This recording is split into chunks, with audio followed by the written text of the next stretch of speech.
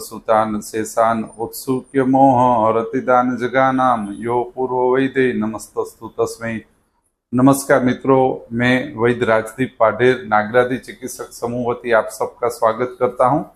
और हमारा जो विषय चल रहा है उसमें आप देखोगे तो हमने लास्ट में अस्थि, मज्जा और शुक्र तीन धातुओं का 3 शनिवार के लेक्चर के अनुबंध में वर्णन हमने आपके सामने रखा है।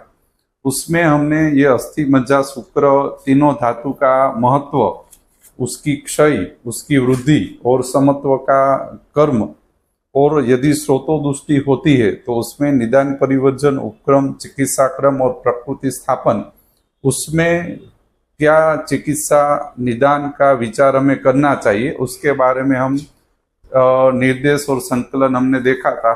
यह संक्षिप्त संकलन रहता है, उसमें कुछ हम शेष बाकी रखते हैं, तो वो आपको अध्ययन करके पूर्ण करना होगा। मान लो वात दुष्ट शुक्र, कफ दुष्ट शुक्र, पित्त दुष्ट शुक्र कैसा होता है, तो उसका लिंग हमने नहीं लिया है, तो वो आप पठन करके देख सकते। अब हम आगे जाएंगे कि पुरुष, मूत्र और श्वेत। तो आप जानते हो कि हमारा जो जीवन यापन कर्म है, 10वीं जीवन यापन कर्म, हमारे शरीर के अंदर चतुर्विंशति धातु, पुरुष, अंग, आशय, अवयव प्रणाली और आयु परमाणु का जो भी जीवन यापन कर्म चल रहा है, यानी कि यदि चतुर्विंशति धातु, पुरुष या आयु परमाणु को उत्पत्ति, स्थिति, विसर्जन या अग्नि कर्म करने हेतु और उसके जीवन यापन हेतु 10 कर्मों का अनिवार्य होते हैं। यह 10 कर्मों की सिद्धि के बिना आयु परमाणु में जीवन यापन कर्म सिद्ध नहीं होते और विकृतीकरण प्रक्रिया शुरू होती है। तो उसके अंदर यदि आप अभ्यास करो तो पुरुष, मूत्र और श्वेत, यह तीनों को प्रधान मल के स्वरूप में संहिता के अंदर स्वीकार किया गया, बराबर ना?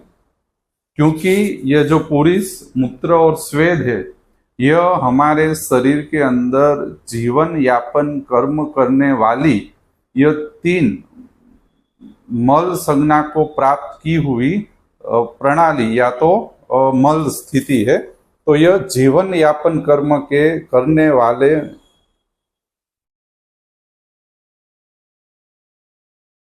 आधारभूत मल है।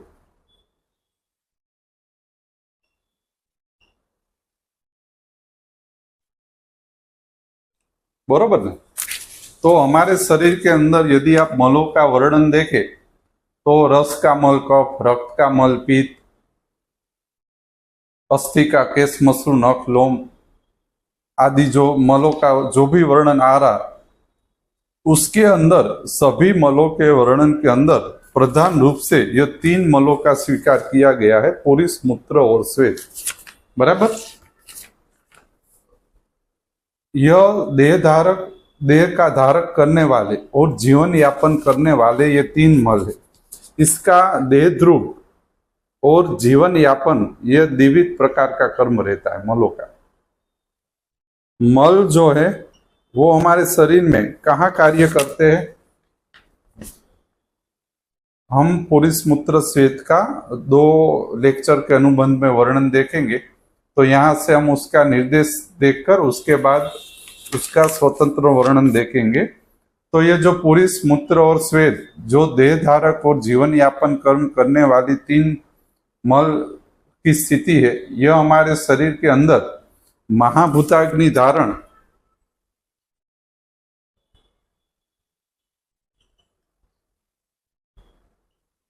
महाभूताग्नि के कर्मों का धारण, मल पाचन,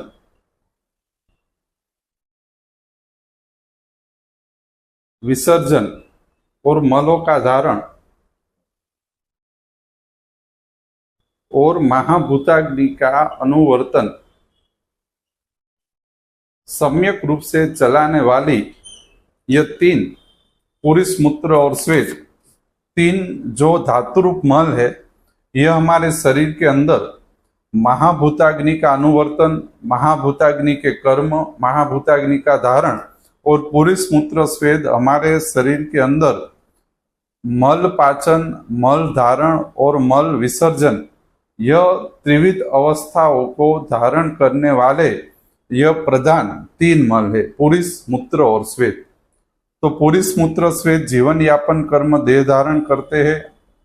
पुरुष मूत्र श्वेत हमारे शरीर के अंदर प्रधान रूप से महाभूताग्नि का धारण, अनुवर्तन, मल पाचन, धारण और मल विसर्जन, इतने कार्यों को हमारे शरीर के अंदर सतत अनुवर्तित करके जीवन यापन कर्म करने वाले ये तीन पुरुष मूत्र और श्वेत। आमा कई प्रश्न हो तो क्यों? तो पुरुष मूत्र श्वेत महाभूताग्नि का अनुवर्तन सापेक्ष रूप में चलाने के पूर्वक देह ध्रुव और जीवन यापन कर्म करते। उसमें भी पुरुष मूत्र श्वेत का प्रधान कार्य मल के साथ संकलित है। हमारे शरीर के अंदर सार्वदेहिक जो मल उत्पन्न होते हैं उसकी उत्पत्ति, हमारे शरीर के अंदर उत्पन्न होने वाले सार्वदेहिक मलों की उत्पत्ति, उस मलों का धातुरूप कर्म यानी कि धारण और मलों का जो पाचित मलों का निष्कासन, उत्पत्ति, स्थिति और विसर्जन, मलों की उत्पत्ति, मलों की स्थिति और मलों का विसर्जन, यह हमारे शरीर में सार्वदेहिक जो कर्म चलते हैं मलों का, यह पुरुष मूत्र और श्वेत के द्वारा वाहित होते। आटलू आप तमने ख्याल आई? हमारे शरीर के अंदर मलों की उत्पत्ति, मलों की स्थिति और मलों का विसर्जन पुरुष मूत्र श्वेत के द्वारा वाहित होता है। अथवा तो आप ऐसा कह सकते हो कि मलों की उत्पत्ति, स्थिति, विसर्जन पुरुष मूत्र श्वेत के उत्पादक मूल, प्रवर्तक मूल और पुरुष मूत्र श्वेत के प्राकृत कर्मों के द्वारा धारित और अनुवर्तित होते। उसी कारण हमारे शरीर के अंदर सभी मलों की जो भी प्रक्रियाएं चल रही है उसमें इस तीन ही मलों को जीवन यापन और देहद्रुप के रूप में प्रस्थापित किया गया है।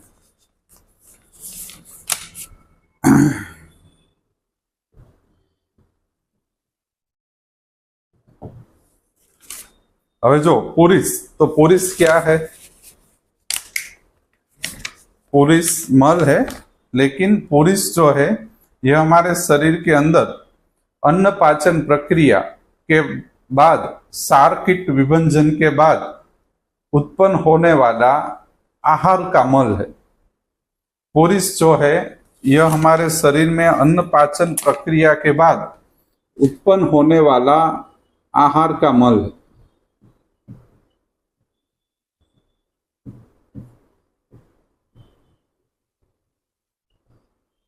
यानी कि पूरी